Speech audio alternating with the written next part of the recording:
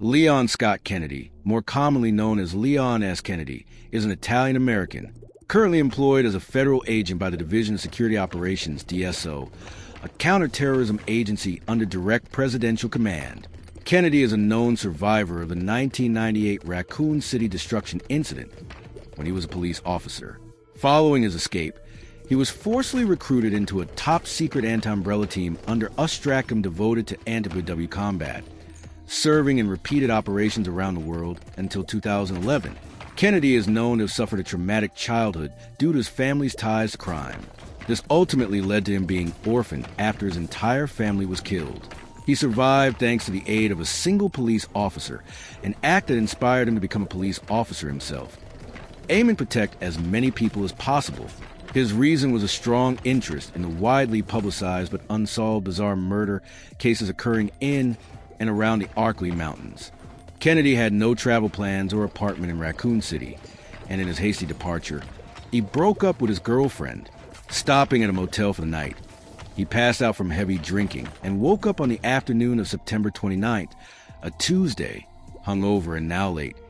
Kennedy continued driving into the city to report to the station. While driving through Arkley County, he passed a highway blockade erected by the United States Army and Army National Guard on the night of September 29th, which had since fallen due to the chaos in the city. Kennedy drove south into the city as usual, but was soon surrounded by zombies while investigating a body in the unusually quiet main road. Retreating into an alleyway, he met Claire Redfield, another newcomer who was fleeing zombies from inside a diner. They commandeered an RPD cruiser and drove to the Raccoon police station to seek shelter and answers. Unbeknownst to them, the car had a stowaway zombie that spontaneously attacked while they were driving, causing a crash into a nearby sign and ejecting the attacker.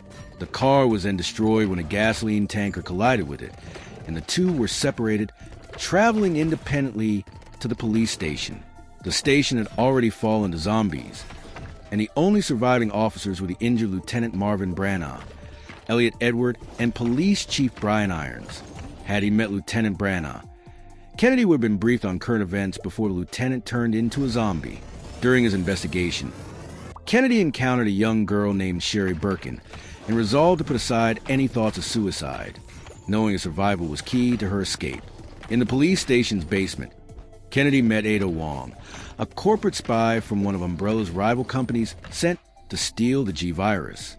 To protect her mission, Wong claimed to be looking for her missing boyfriend, Dr. John Clemens, unaware that he had perished in the mansion incident. She soon became aware of Ben Bertolucci, a freelance journalist who she believed had uncovered useful information about Umbrella while spying on their researchers.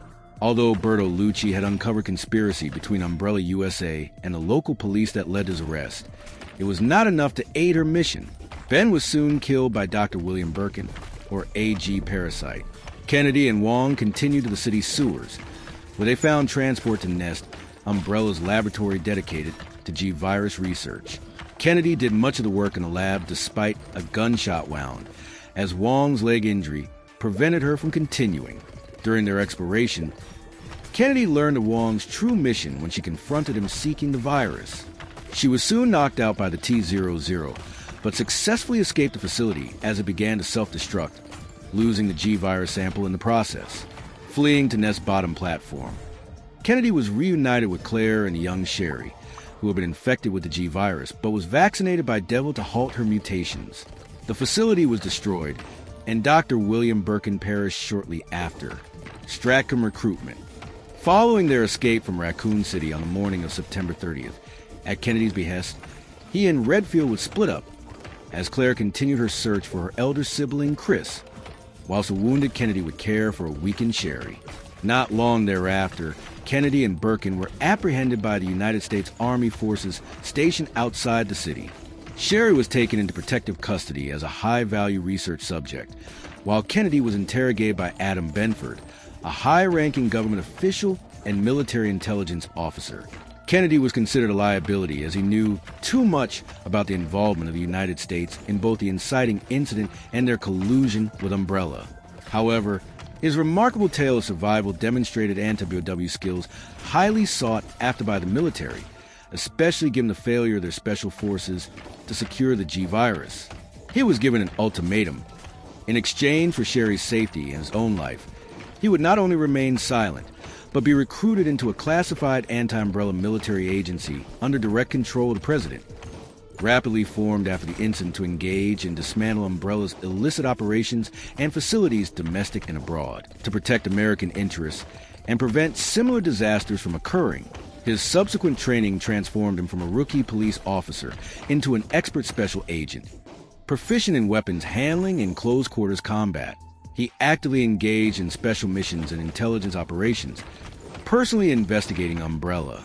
In November 1998, Kennedy sent a personal friend, Private Detective Art Thompson, to investigate Umbrella's facilities on Sheena Island. The following month, Claire set out for Europe to continue searching for Chris. She was captured by Umbrella after trespassing in their Paris facility. While imprisoned on Rockford Island, Claire sent Kennedy an email asking him to inform Chris of her location so he could rescue her. Kennedy tracked Chris down and relayed the information, prompting Chris to head to Rockford Island and request Kennedy organize a government rescue team. Though Leon was on a separate mission at the time, Operation Javier. In 2002, before the destruction of Umbrella's Russian branch, Kennedy was sent to a small South American country as part of a secret military detachment. The operation was launched after the headquarters learned that a former Umbrella researcher had contacted a man named Javier Hidalgo. Due to the mission's difficulty, Jack Krauser, a seasoned and decorated U.S. Army Special Forces operator, was selected as Kennedy's partner. Krauser and Kennedy were tasked by the U.S. government to infiltrate the country and find Javier, a drug lord who controlled a large jungle region with an iron fist. The local government was powerless against Javier's grip on the drug trade, necessitating their deployment. Reports indicated unexplained incidents tied to the former Umbrella researcher in the area. To prevent a potential biohazard outbreak, the pair were sent to investigate. During the mission, they operated as a two-man cell amid a T-virus outbreak. Kennedy met Manuela, a mysterious girl believed to be the only survivor of her village, though it was unclear why she did not escape. Manuela was Javier's daughter, suffering from a rare disease and kept alive by her father through the T. Veronica virus. While exploring Javier's compound, Kennedy confided in Krauser about a traumatic night in Raccoon City and Claire's encounter with the T. Veronica virus to explain Umbrella's BOWS. Eventually, Kennedy and Krauser confronted Javier after he fused with a plant infected by the T. Veronica virus. Manuela helped by unleashing the virus's effects on her father. Javier was killed, and Manuela was taken into government custody. Kennedy parted ways with Krauser after the latter was discharged due to an injury sustained during the mission. Later that year, Kennedy learned that Krauser had apparently died in an accident, Los Illuminados. In 2004, President Graham's daughter, Ashley Graham, was abducted while returning home from the University of Massachusetts. The operation bore the hallmarks of an inside job. American intelligence operatives tracked her to a remote village in Spain, with government agencies under scrutiny due to a suspected mole, Agent Leon S. Kennedy was deployed alone to investigate. Arriving with two municipal police officers from Madrid, Kennedy was almost immediately attacked by hostile villagers. The locals forced the officers into a ravine, effectively removing his backup. As he approached the village, Kennedy discovered signs of mass murder. Over the course of the day, it became clear that the villagers were followers of a neo-pagan cult known as Los Illuminados. The group was led by a self-styled prophet named Osmond Sadler, assisted by Father Baitors Mendez and Ramon Salazar. Cult members were implanted with genetically engineered parasite known as Las Plagas during baptismal rites to ensure absolute obedience. Sadler ordered the villagers to kill any intruders to protect their research. Kennedy was eventually captured by the cult shortly after locating a fellow hostage. Sadler implanted him with a plaga, hoping he might become useful. The true motive behind this act was unclear, even to Sadler's lieutenants, and the villagers continued attempting to kill Kennedy. His fellow captive, Dr. Louis Serra, turned out to be a former researcher for Sadler's bioweapons program. Sarah had attempted to escape with a dominant plaga egg, intending to exchange it for extraction by the organization, a shadowy group affiliated with Dr. Albert Weskier. To conceal his true identity, Sarah falsely claimed to be a former Madrid police officer. Kennedy's investigation led him to believe that Ashley was being held in a village chapel. After losing consciousness, possibly due to the plaga, he eventually regained his strength and managed to rescue her. However, they were confronted by Sadler, who revealed that both had been implanted with plaga eggs. His plan was to return Ashley to the United States as a sleeper agent to extend his influence.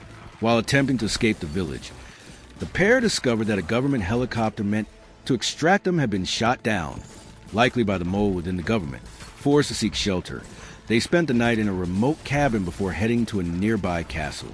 Along the way, Kennedy fought and killed Father Mendez, enraged by the loss of his congregation. Within the castle, Kennedy's communications were jammed, a sign that the mole had access to classified radio frequencies. He soon met Ramon Salazar, the castle's young noble lord who commanded an army of monk-like plaga hosts wielding medieval weaponry. Ashley was repeatedly abducted throughout the night, forcing Kennedy to operate alone for most of the mission.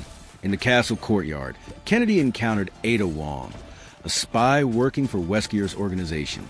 She had been sent to retrieve the plaga sample Sarah had stolen. Sarah was soon after killed by Sadler upon being discovered with the egg. Sadler then relocated to a nearby island research complex with Ashley. Kennedy pursued him, battling through the castle ruins, an ancient underground city, and a cathedral tower. After defeating Salazar, who had fused with the Plaga Queen, Kennedy traveled to the island with Wong in search of Ashley. On the island, Kennedy confronted bioweapons created through Plaga experimentation, including the Regenerators.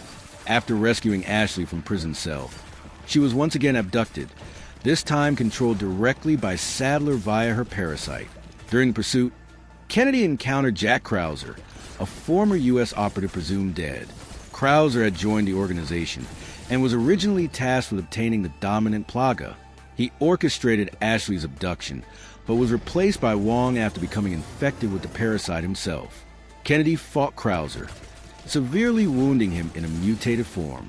Believing him dead, Kennedy moved on. Wong later confirmed the kill. With radio jamming lifted, Kennedy made contact with a second government helicopter, which launched an attack on the island militia before being destroyed by Sadler's forces. Following clues left by Sarah, Kennedy and Ashley found equipment designed to kill the plaga inside them and successfully removed the parasites.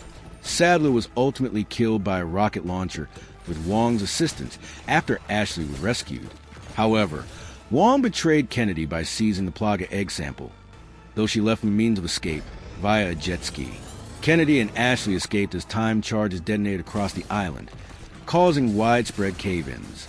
After their extraction, Kennedy filed a classified report on the incident, later known as the Kennedy Report. The document was shared with the Bioterrorism Security Assessment Alliance, BSA, to prepare for future threats involving the plagas. In the aftermath, Kennedy became aware of cult remnants still active in the region. Some survivors turned to bioterrorism, while refugees who returned home were reinfected by dormant plagas, rendering the region dangerous once more. Harvardville Incident. In the year following the 2004 Terra Grigia panic, the global threat of bioterrorism escalated. Former Umbrella Corporation researchers were suspected of distributing bioorganic weapons (BOWs) on the black market, prompting increasingly aggressive countermeasures. In response, the U.S. government entered into a partnership with the pharmaceutical conglomerate WP Corporation to mass-produce a T vaccine capable of neutralizing the effects of T virus, Umbrella's primary bioweapon. Notably, in 2002, soldiers loyal to General Miguel Grande triggered a T virus outbreak in India. The incident was contained through the emergency deployment of Will Pharma's vaccine, which led to the authorization of an additional 3 years of clinical trials in the region. In November 2005, a coordinated bioterrorist attack was launched at Harvardville Airport, resulting in mass panic, a terminal riot, and the crash of an incoming airliner. The U.S. Army Medical Research Institute of Infectious Diseases, USAMRIID, confirmed that the T virus was responsible. The 75th Ranger Regiment was deployed to its headquarters to eliminate infected individuals, while the company was instructed to vaccinate all soldiers and civilians under quarantine. President Graham also dispatched Kennedy to oversee the operation, citing his extensive experience in combating T-virus outbreaks. Kennedy led a local police team into the airport to rescue 5 survivors ahead of the military assault.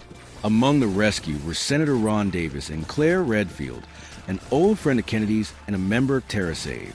During the cleanup effort, Kennedy received intelligence from Ingrid Hunnigan indicating that the FBI had apprehended a soldier from General Grande's army in Los Angeles. The detainee warned a looming nationwide bioterror attack if the government refused to acknowledge its ties to the original T-virus project. Soon after, WP Corporation vaccine delivery trucks were destroyed in a bombing.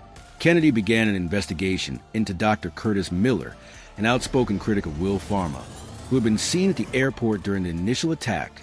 Accompanied by Dr. Miller's sister, Angela Miller, a member of the Special Response Team, SRT, Kennedy drove to Curtis's home, only to find it had been destroyed by fire.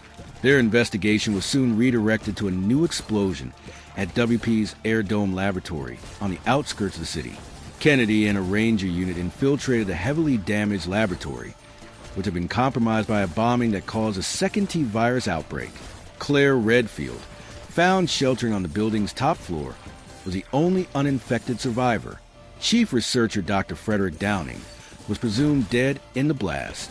Dr. Curtis Miller was located on the ground floor, having willingly infected himself with the Golgotha virus G-virus, a rare BOW variant obtained through black market channels. Now a G-mutant, Miller slaughtered the Ranger squad and began pursuing Angela, instinctively drawn to her for propagation purposes. Kennedy protected Angela and guided her through an underground escape route. Miller ultimately perished after falling down a shaft into an explosion triggered by the facility's containment protocols. In the aftermath, suspicions remained. Hunnigan informed Kennedy that General Grande had confessed during FBI interrogation, admitting that he was only a courier for transporting samples of the T-virus, T-vaccine, and G-virus out of the country. Evidence implicated not Curtis Miller, but Dr. Downing, who had faked his death in the bombing to escape with viral samples. Kennedy, Angela, and Claire tracked Downing to a planned handoff location. There, Downing was arrested and confessed to having been a researcher at Nest. He admitted to stealing a G-virus sample and assuming a new identity during his escape from Raccoon City. It was revealed that the Indian outbreak had been orchestrated by Miller as a marketing stunt for both the T-virus and the T-vaccine. Radicalized by the event, he later carried out the Harvardville attack as a follow-up act. Following Downing's arrest, WP Corporation collapsed and was quietly absorbed by Tricell, a pharmaceutical competitor tied to Albert Weskier through acquisition channels. Pittsburgh Incident. In 2006, approximately 1 year after the collapse of WP Corporation, a bomb exploded at the Carnegie Museum of Art in Pittsburgh, Pennsylvania, killing security guard Monica Posey. The following day, the FBI called in Kennedy to assist in the investigation due to similarities with a previous bioterror incident he had recently handled. Upon arriving in Pittsburgh, Kennedy met with museum director Abigail Schwartz, head of security Jamal Hawkins, and Pittsburgh Bureau of Police Detective Joseph Piscazzi. Kennedy informed them the explosive used in the attack was nearly identical to one used in his last operation, with several suspects from that case still at large. He speculated the bomb had been intended to detonate on the opening day of the museum's new Greco-Roman antiquities exhibit, but had been triggered early when Posey attempted to alert Hawkins over her radio. Further investigation revealed that the museum's security system had failed to record the planning of the bomb, and law enforcement agencies had found no promising leads on the suspect. Kennedy began to suspect an inside collaborator. Reviewing the museum's personnel files, one name stood out: Max Storm. Kennedy recognized the name from the earlier bombing case. Hawkins confirmed Storm had recently transferred from St. Louis on the recommendation of retired guard Philip Zelenetsky. Storm had been interviewed by police after the bombing, but raised no suspicions at the time. Seeking further answers, Kennedy and Piscazzi tracked Storm to his residence in McKees Rocks. At the residence, the agents discovered the real Max Storm's body stored in a freezer, indicating that someone had assumed his identity. They were interrupted by a gunman, posing as Mac, who shot Piscazzi in the shoulder before fleeing in a van with an accomplice. Kennedy gave chase but failed to apprehend them. He did, however, record the van's license plate. Investigating the apartment above, Kennedy found documents linking the residence to a man named Frank Wright. The next morning, Kennedy joined Pittsburgh police at Wright's listed residence, where they discovered bomb-making chemical residues, a map of the city with Frick Park circled, and a password-protected laptop. Kennedy prepared to leave for the park when he overheard a distress call. Monica Posey had reanimated as a zombie during an autopsy at the Allegheny County Medical Examiner's office. Rushing to the scene, Kennedy contacted Schwartz to identify any staff who had been present at the museum on the night of the bombing and were now absent. Schwartz identified Jamal Hawkins and Jose Santiago. Kennedy ordered them to be taken to a hospital for T-virus testing and instructed her to alert the Centers for Disease Control and Prevention CDC. At the morgue, Kennedy helped local police eliminate the infected, though one officer was zombified and another was exposed. After securing the building, Kennedy ordered a sweep of Wright's home for T-virus contamination and traveled to Frick Park. There, he spoke with a homeless man who mentioned a rally that had taken place at the park around the same time Wright had visited. Indy then visited Allegheny General Hospital, where Hawkins and Santiago were isolated with symptoms believed to be a severe flu. He advised staff to send blood samples to a federal lab for T-virus analysis. Meeting again with Piscazzi, recovering from his injury, Kennedy learned of a second bombing, this time at the Willie Stargell Community Center. Kennedy and technician Alec Attico reviewed Wright's laptop, which contained recent MapQuest searches for both the community center and PNC Park. More troubling was the discovery of a mailing list titled Overgrown, containing articles about population trends, birth rates, and food shortages. From this, Kennedy deduced that the attackers were targeting densely populated public events, and that PNC Park would be the next likely target during that evening's Pittsburgh Pirates game. Kennedy contacted Schwartz again and asked to be connected to the highest-ranking CDC official available, Dr. Lee. He informed Lee about the second bombing and potential for another viral attack. Investigating the community center bombing, Kennedy found responding officers under attack by zombies, including Rasheen Washington, the facility's director. He called for backup from Lieutenant Greenwald. A SWAT team arrived, and together they neutralized the infected. Kennedy ordered that exposed civilians be taken to Allegheny General Hospital for screening. After the site was secured, Kennedy met Greenwald at the police headquarters to discuss the findings from Wright's computer. Among them were articles and emails referencing the population correction movement, which espoused the belief that global overpopulation was unsustainable. Although later debunked, the movement's ideology appeared to have radicalized certain individuals. Greenwald noted that the Frick Park rally had been organized by this movement and that several protesters had been arrested, though none had linked speeches or materials to the recent bombings. Kennedy theorized that the group was specifically targeting large public gatherings. Learning that Piscazzi had participated in the arrests, Kennedy returned to the hospital for further details. At the hospital, Piscazzi revealed he had arrested members of the movement 2 months prior. During their conversation, he suddenly went into cardiac arrest. Despite resuscitation efforts, Piscazzi was pronounced dead at 5:07 p.m., only to reanimate moments later. Kennedy was forced to put him down. The hospital nurse confirmed that Hawkins and Santiago were improving, but still awaiting lab results. Kennedy instructed staff to wear hazmat suits around all bombing victims. Before leaving, Kennedy attempted to contact Schwartz but was informed she had taken sick leave. Unable to reach her by phone, he left a message warning her of potential infection. Later, he learned that both Schwartz and her husband, Russell Welsher, had succumbed to infection and were killed shortly afterward. At the station, Kennedy and Greenwald viewed a televised broadcast by Riley Queen, leader of the Population Correction Movement, PMC. Queen claimed responsibility for the attacks and declared them a mere demonstration of the group's commitment to its cause, warning of further bombings. Shortly afterward, police received a 911 call from Frank Wright, located at a motel in Enloe. Emergency responders identified symptoms of T-virus exposure and quarantined him in the ICU. Kennedy was granted permission to interrogate Wright under strict biohazard protocols. Before dying from infection, Wright revealed the location of the PMC headquarters. With SWAT support, Kennedy led a raid on a cabin in Tarentum, Pennsylvania, killing several members and wounding Riley Queen. Queen and surviving PMC operatives were taken into custody.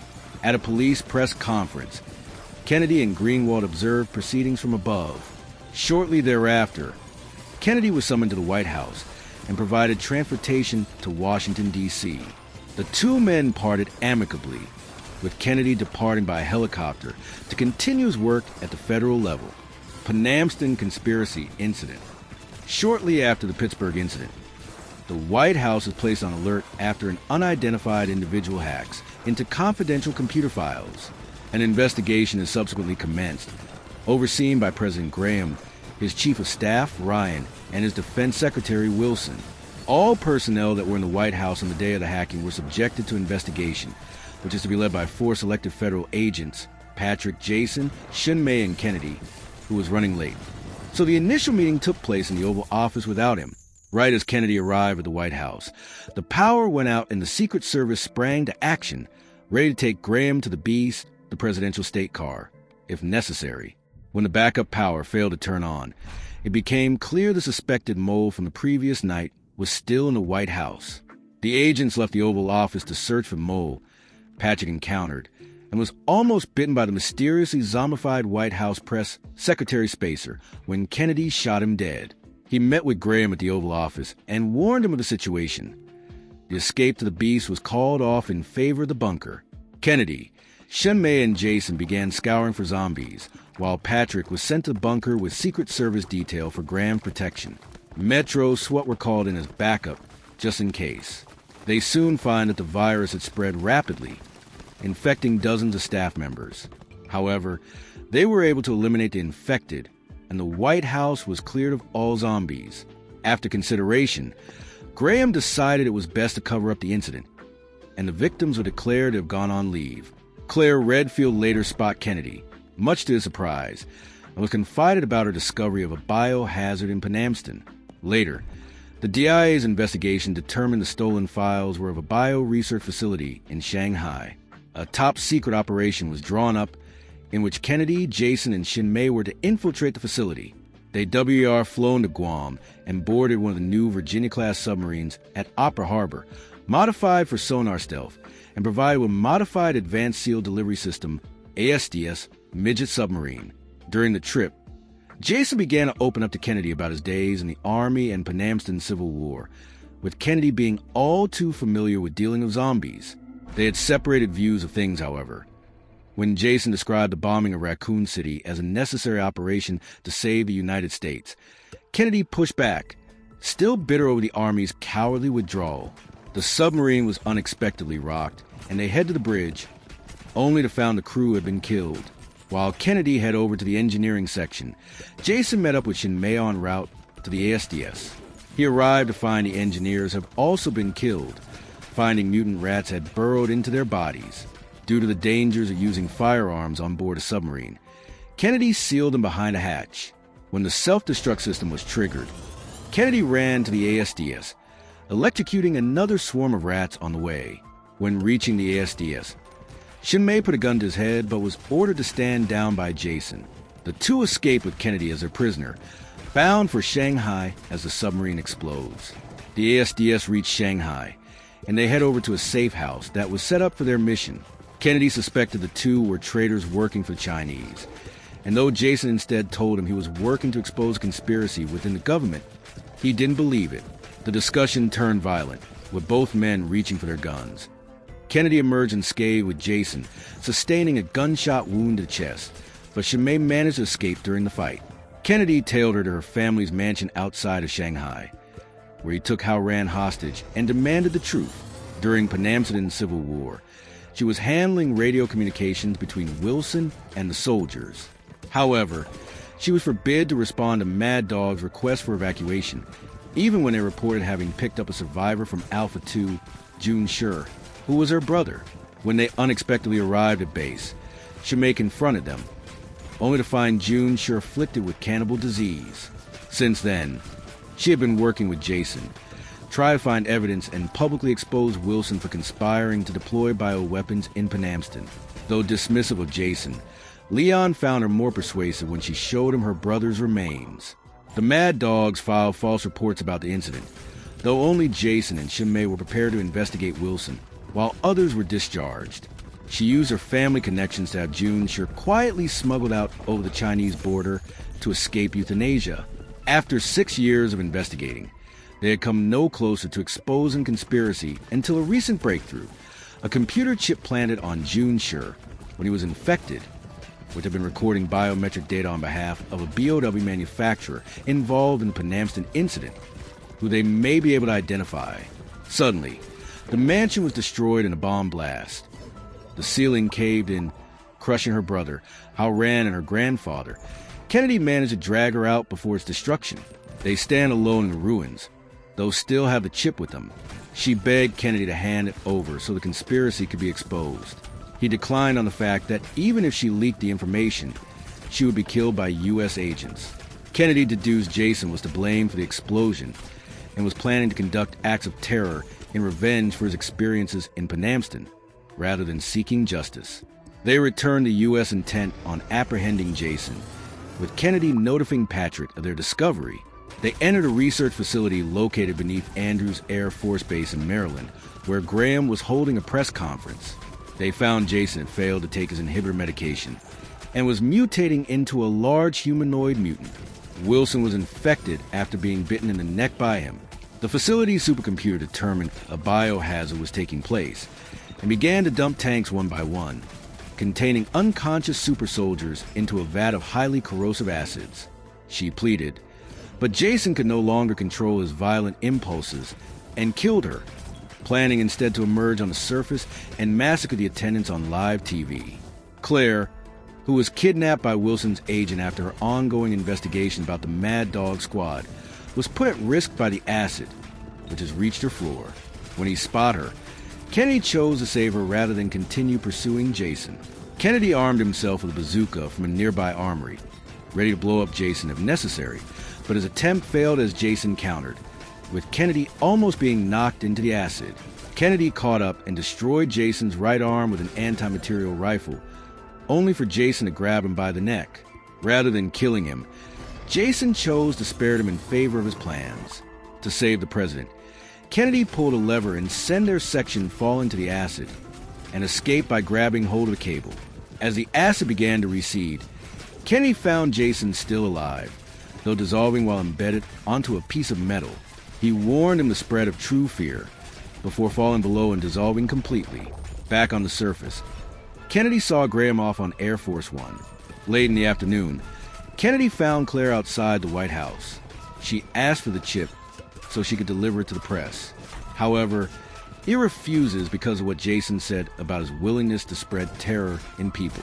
She was disappointed in his decision, commenting the outfit didn't suit him and left. He promised himself he would stop it and proceeded for the press. Weskier's death and meeting Chris.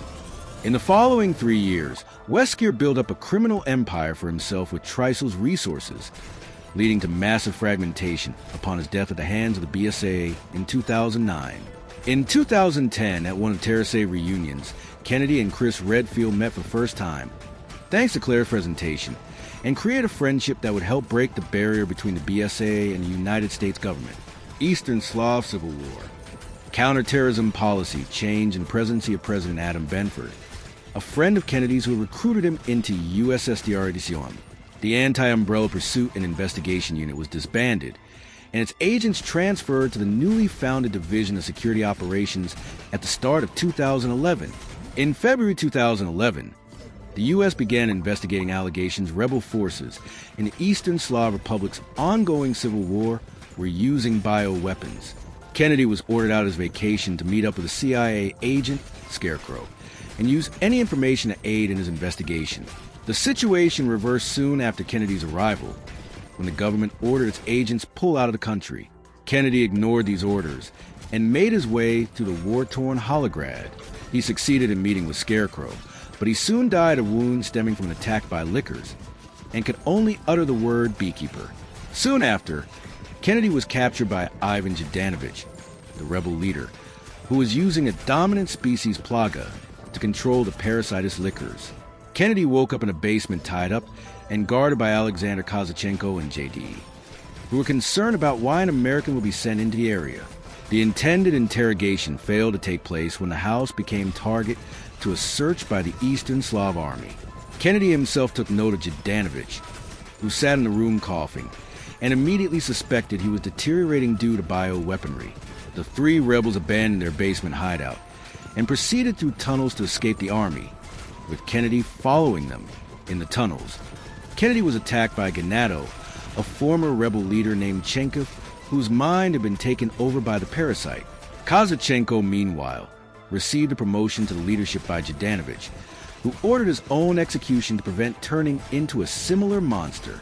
Kennedy and JD escaped the tunnels on their own, headed to a church the rebels were using as a base. The two evaded a number of Ganados and witnessed the unforeseen effect of the rebels' use of them, seeing numerous civilians implanting parasites into captives. When they arrived at the church, JD accused Kennedy of being behind what had happened to the people of the town. Kennedy informed him of the plaga, telling him that it was a parasite infecting the bodies of those people. He also told JD of the harsh truth that those infected will never be human again. The most one could achieve is to remove the spinal cord and hoping for paralysis. At that moment, Buddy entered the church with two other members of the resistance, a third watching Kennedy from above. Buddy informed JD that Kennedy was telling the truth, then told Kennedy that he had more questions for him. Responding that perhaps this time they can get to the truth, Buddy promptly punched Kennedy and had the other rebels take him hostage again. After Buddy departed, JD ordered the other soldiers to allow him to speak with Kennedy alone. He was taken outside where JD cut his bindings. Kennedy immediately reacted, slamming JD against the wall and criticizing the methods of the rebel group using BOWS. Although JD tried to rationalize it and vie for sympathy, Kennedy dismissed it, telling JD that it was something the two of them would never see eye to eye on. As Kennedy prepared to leave, JD told Kennedy of Buddy's past.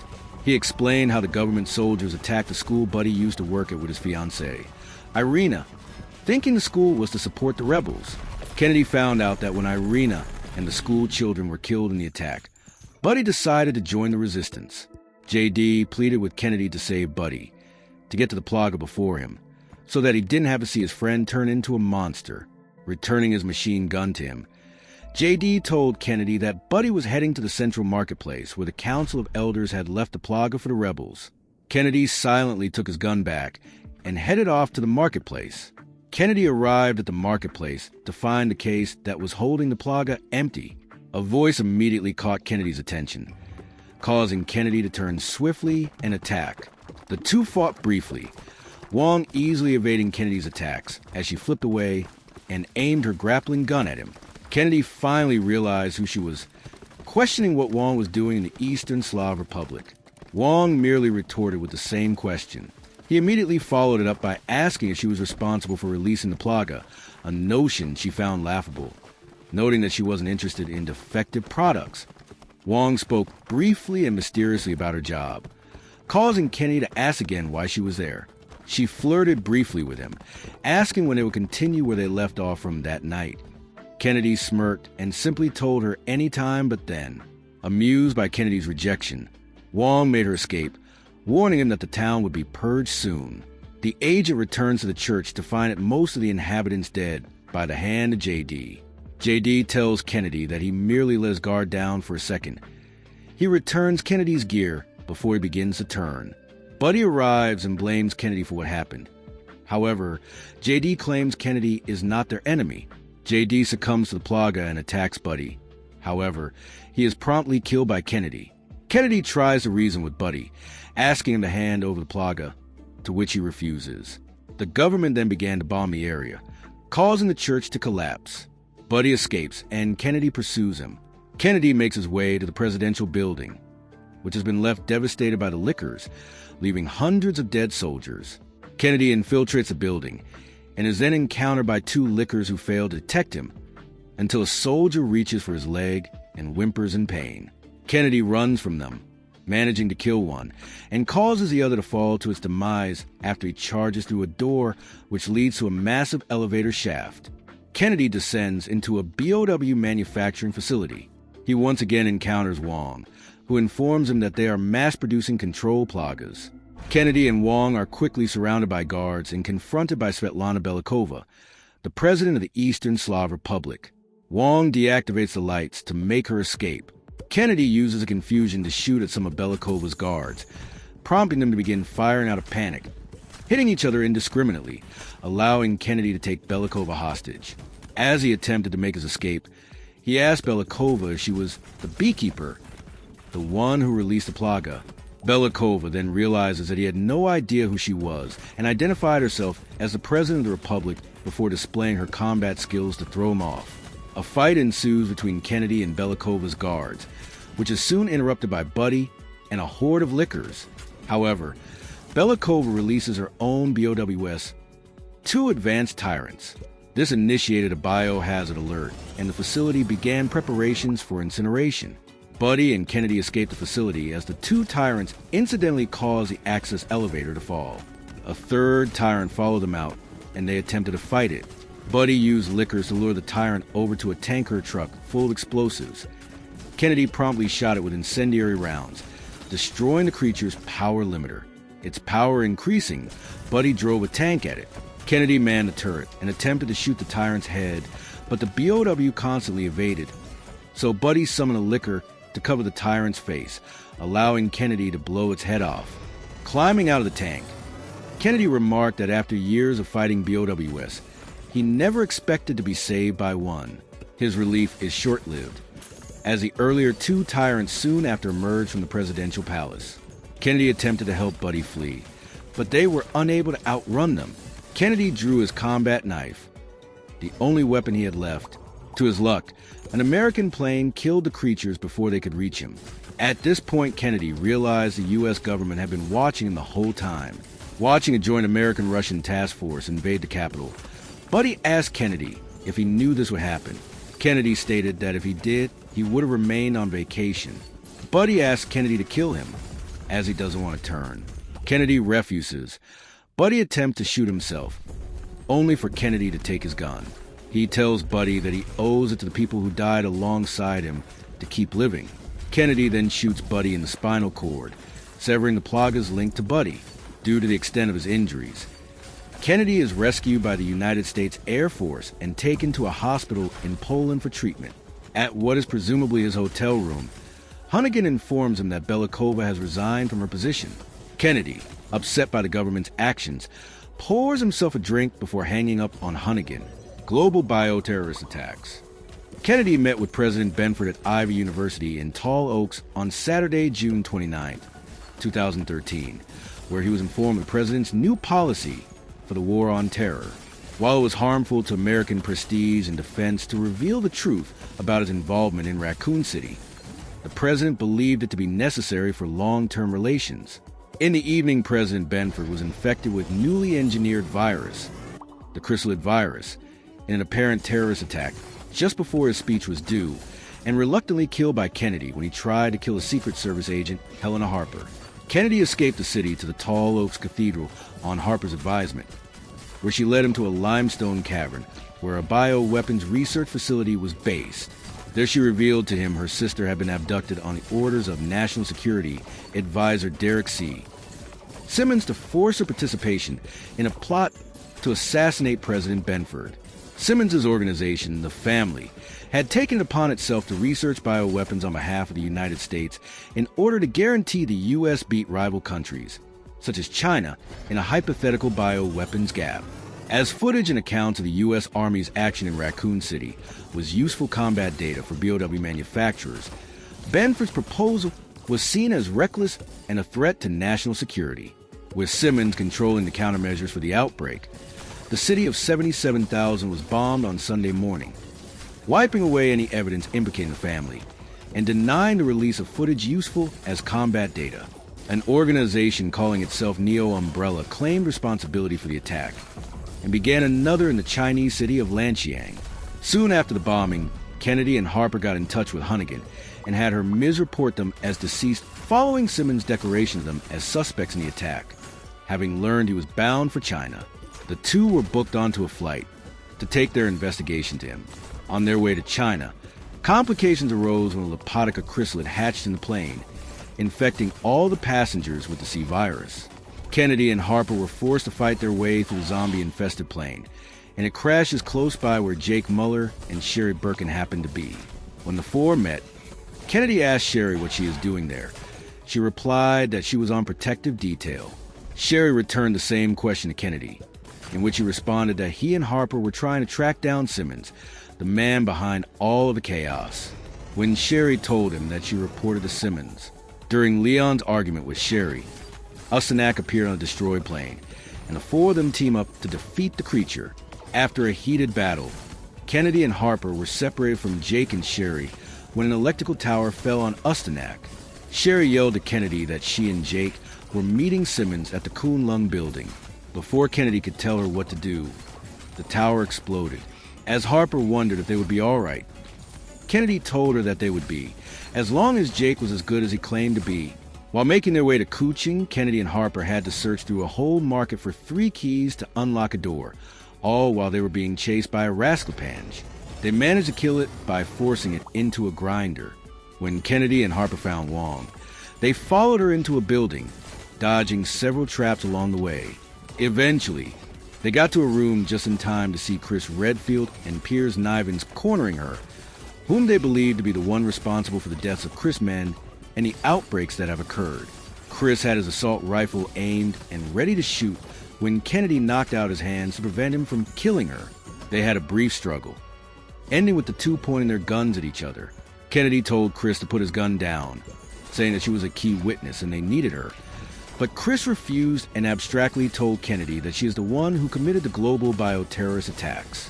Kennedy disagreed, saying that it was Simmons who was really responsible.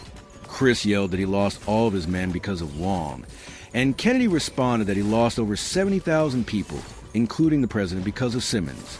After a tense moment, Wong managed to escape with a flash bomb, and Chris pursued her with no intention of harming her after Kennedy's words.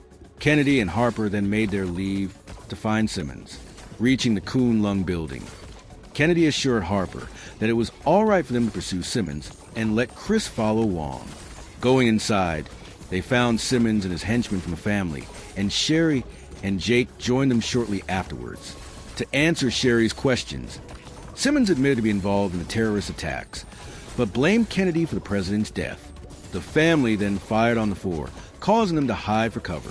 When Kennedy and Harper told Sherry and Jake to escape, while they stayed behind to fight Simmons, Sherry gave him a chip containing information that could stop the C virus. As she and Jake made their escape, Kennedy and Harper opened fire on the family. Then they jumped onto a nearby train to pursue Simmons, who was shot with C virus dart by a Jabo. Simmons stumbled away to a passing train, and Harper and Kennedy gave pursuit, jumping onto the train after him. As they found him at the front of the train, Simmons tried to divert their attention at first by placing blame on Wong, then tried to rationalize his actions. Kennedy and Harper dismissed his remarks as Simmons became enraged and eventually succumbed to the effects of the enhanced C virus, his body rupturing and granting him the ability to mutate into a larger canine-like creature of bone and muscle tissue. Unflinching, Harper prepares to take a final shot at Simmons. The two agents fought with the mutated Simmons throughout the series of train cars, though he showed no signs of stopping, and only taunted Harper with her sister's death. He even proved strong enough to knock another series of oncoming train cars off of the railing. Simmons prepared to ram the train they were on head-on, though they managed to trip him up as they opened fire, causing the train to ram him and flip him back on top of the train. His body briefly succumbed to the damage it received and reverted to his human form. He recovered quickly, and as he started to mutate, Simmons declared that they have no idea what would happen if he were to die. Kennedy retorted that the world would be better off without him. Enraged, Simmons used his brute strength to dislodge a piece of the train's roof and send it flying towards Kennedy and Harper. Kennedy managed to slide and shoot the debris to knock it off course, giving Harper an opening just as it passed overhead, as she fired one bullet directly into the mutated Simmons' head. Becoming distraught with the situation before him as the family abandoned him, Simmons slipped from the edge of the train and fell onto the tracks, the train running over him in the process. The cars became dislodged from the rails, and Harper and Kennedy were forced to leap off and into the water nearby. Alive and exhausted, they pulled themselves ashore just outside of Tachi. They briefly overlooked the wreckage caused on the Bridge Railroad before walking up off of the dock, watching as civilians were being escorted to safety by the BSA. Harper asked Kennedy if the ordeal was finally over, to which Kennedy replied, "Yeah, it's over." Before Harper and Kennedy could relax, Hunnigan suddenly contacted them to inform them that Sherry and Jake had been abducted.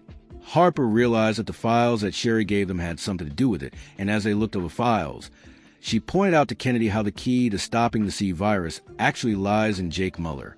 As Kennedy tries to get in contact with someone in the BSA to help rescue them, Harper spots an object in the sky just above. With Chris patched through, Kennedy informed him of the location, only to have Chris urgently yell for them to leave the area. The object overhead that Harper spotted was a missile that released the C virus in a blue fog over Tatchi, infecting countless people. Kennedy told Chris to find Sherry and Jake and rescue them, and Harper overhears as Chris in turn told Kennedy that Wong was dead. Concerned, Harper asked Kennedy if he was all right, but Kennedy only distantly mentioned finding survivors and escaping the city.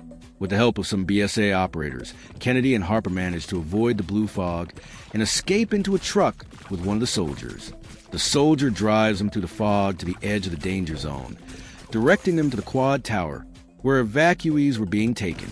Chaos reminiscent of tall oaks was everywhere, as a stray gas tanker knocked them both out briefly. As they came to, infected citizens began to surround them, until Wong suddenly appeared in a helicopter, providing them with cover fire to make their escape. They managed to find their way to a bridge overrun with zombies that would lead directly to the quad tower. However, a plane set inside a building dislodged itself, starting a series of explosions that destroyed the bridge. Harper and Kennedy were forced to run, making their way to a BSA helicopter to escape, only to find the pilot was injured. Kennedy took the controls of the failing helicopter, managing to keep it suspended enough to crash through the side of the quad tower. Barely escaping the crash, Kennedy and Harper proceeded deeper into the tower. Harper brings up Kennedy's feeling for Wong. As they entered the quad tower, Harper and Kennedy were shocked to find Simmons waiting for them. Still greatly angered, he mutated into a new, gigantic form as he witnessed Wong circling overhead in her helicopter. With the help of Wong and the BSAA soldier they met back at the danger zone, they managed to bring Simmons' monstrous mutation down once again. Wong retreated to the roof with her helicopter, and Harper hoped the elevator was still operational. Noticing Kennedy's hesitation, she asked him what was wrong, but he insisted it was nothing. On the elevator ride up, Harper finally spoke up about Wong, pointing out Kennedy's obvious feelings for her. Before Kennedy could respond, the elevator was blown off course by an explosion, forcing the agents to make a wild leap on top of the neighboring elevator. Together, they climbed the support cable only to witness Wong fighting with Simmons on top of a nearby connecting hallway between two of the towers.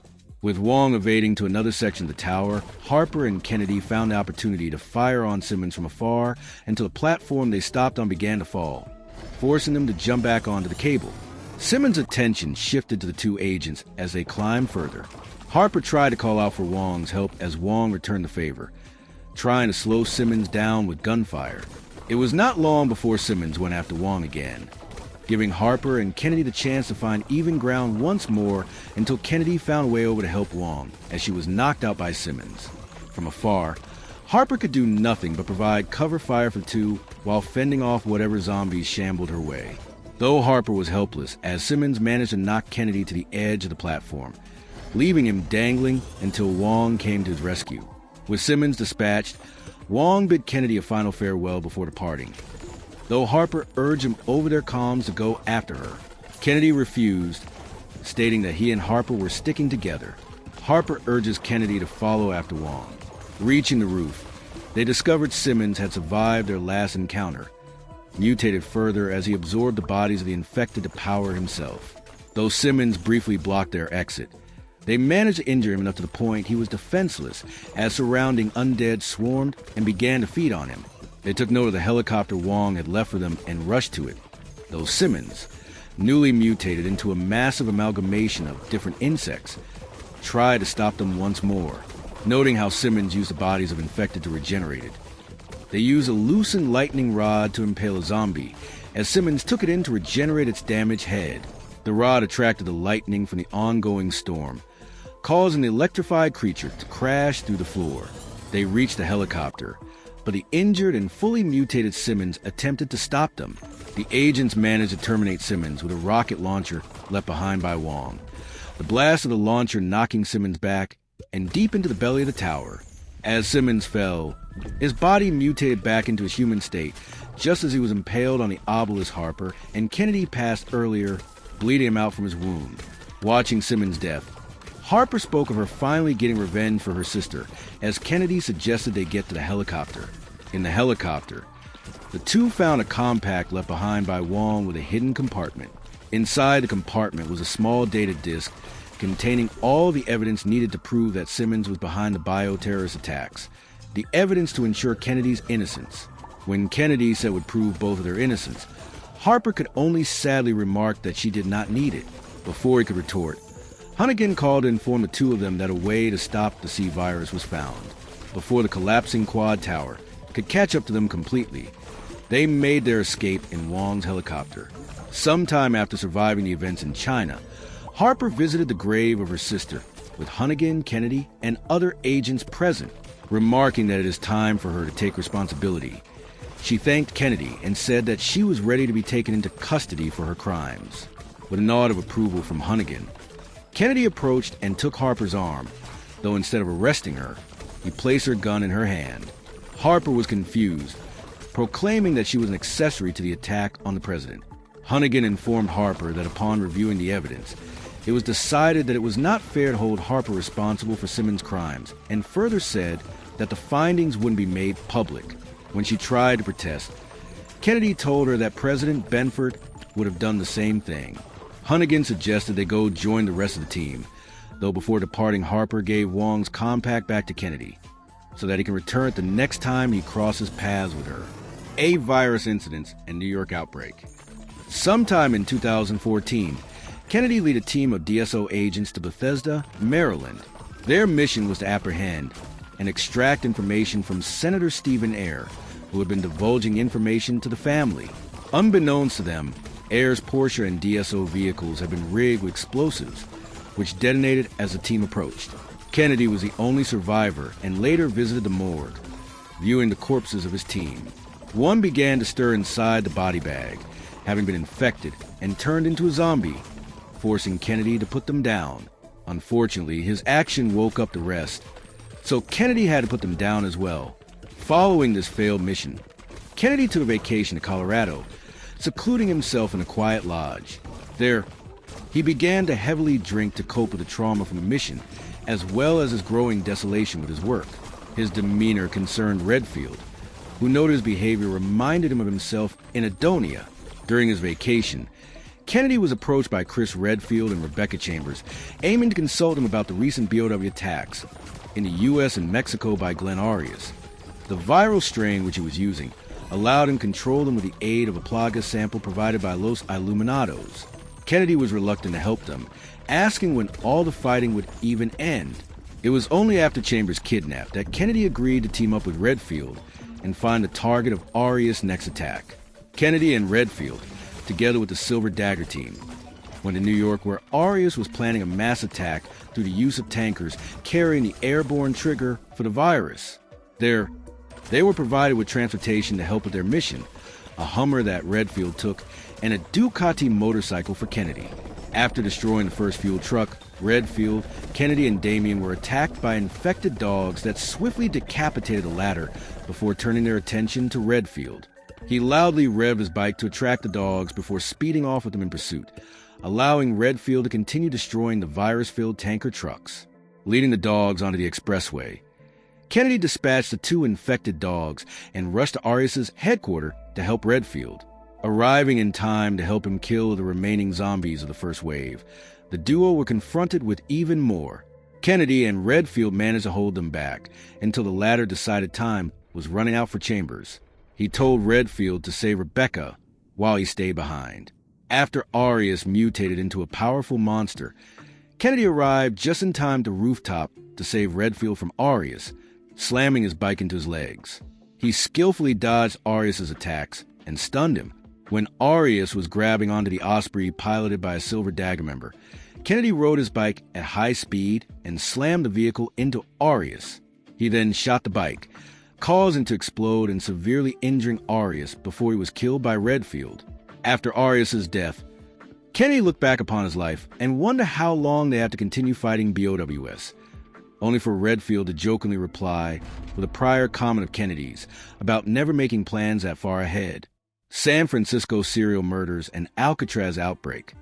A year after New York bioterrorist attack, DSO tasked Kennedy with rescuing robotics engineer Dr. Antonio Taylor, employed by Defense Advanced Research Projects Agency, and brought into custody due to Taylor leaking military secrets to overseas groups, with his last location known in San Francisco, California, before being kidnapped and forced into a van.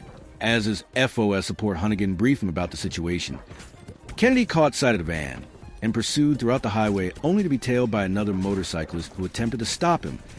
Kennedy brought down their vehicle only for them to jump on his bike and pull both brakes simultaneously, halting to a sudden stop, which hurled him forward and left the vehicle destroyed. The motorcyclist, without her helmet revealed to be Maria Gomez, jumped back to the kidnapper's truck. Learning Taylor might be on Alcatraz Island, Kennedy investigated the tourist site and entered the sewage tunnel, where he briefly engaged and encountered Jill Valentine, who was conducting her own investigation on recent murder cases occurring in the city. In the sewers, they met several zombified tourists and amphibian lickers, with both failing to conceal themselves from the creatures. They were pursued, with Kennedy and Valentine supporting each other from their attacks. Finding an open, the two ran as Kennedy cleared out all of them in an explosion. Continuing their way, they entered the tunnel, formerly used for ammunition transport when Alcatraz was a military outpost. Kennedy and Valentine share information on their respective missions and determined they were linked together. Sensing a draft, Kennedy exposed an access way to the armory, where liquor larvae were incubating. They discovered blueprints from mosquito drones, which had been infecting people in prison and city. Knowing they were nearby, the mastermind beckoned them to prison cells where they held the Redfields hostage and directed them to the compound.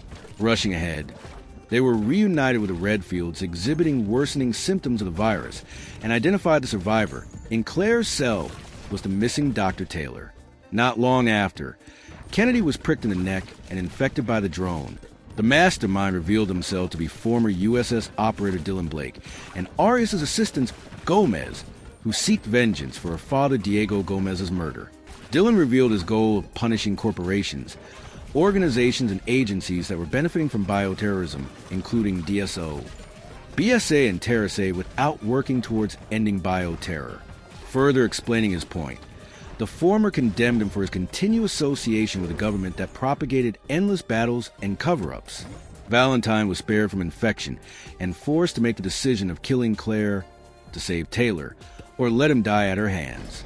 Unwilling to make one, Dylan fatally shot Taylor in the chest, and Maria incapacitated Valentine until Kennedy threw a flashbang, allowing her to escape to the sewage tunnels. Maria subdued Kennedy and prepared to kill him until Dylan ordered her to let him suffer through the virus's mutation while they prepare the final stages of their plan. When Taylor asked about their resolve to keep fighting even in bleak situations, Kennedy and Redfield admitted the world was messed up but could not be saved by destroying or killing its people.